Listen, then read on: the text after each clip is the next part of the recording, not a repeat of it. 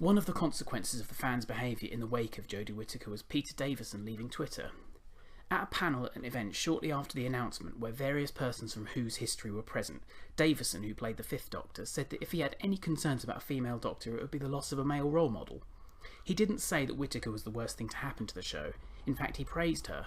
All he said was, if I had to make any negative point, it might possibly be this one that could maybe be a problem. And fans went wild. He received such abuse and such vitriol on Twitter for this mildly cautious comment that he didn't feel he could stay on there anymore.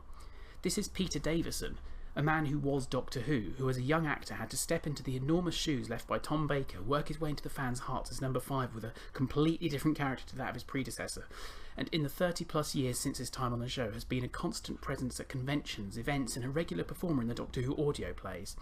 He has probably encountered cynicism and criticism before, but has always been able to move past it with good humour and human decency. Science fiction was fun, and it was fun enough for him that it didn't really matter if some people were unpleasant about it. But now it seems that Doctor Who fans have succeeded where 30 years failed. He put it like this: science fiction used to be fun, now it's not. Good job, Whovians. So, if they can't be decent to each other, or even to doctors, then what the hell kind of hope is there for the rest of us?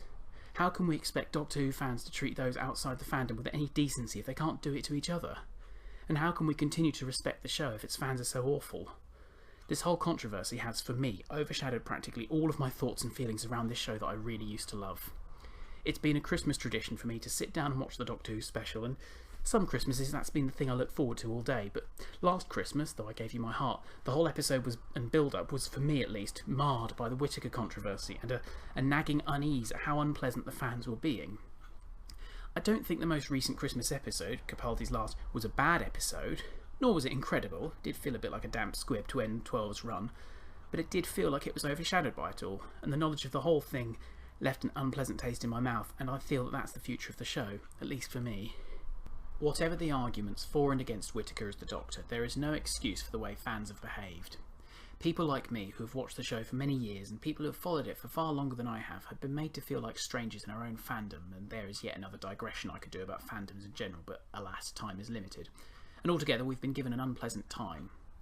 Granted, many of the comments from those who had a problem with the casting were not acceptable, but two wrongs don't make a right. If someone insults you, by giving as good as you get in response, all you do is stoop to their level.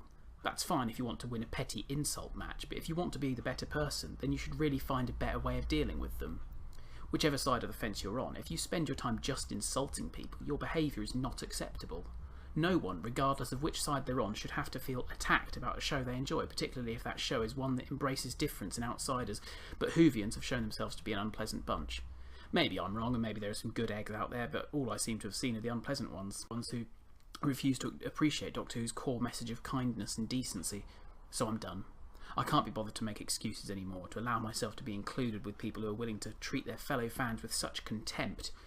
My way of protesting against this is to distance myself from Doctor Who for now, avoiding the show, switching off news alerts, and altogether disassociating myself from it.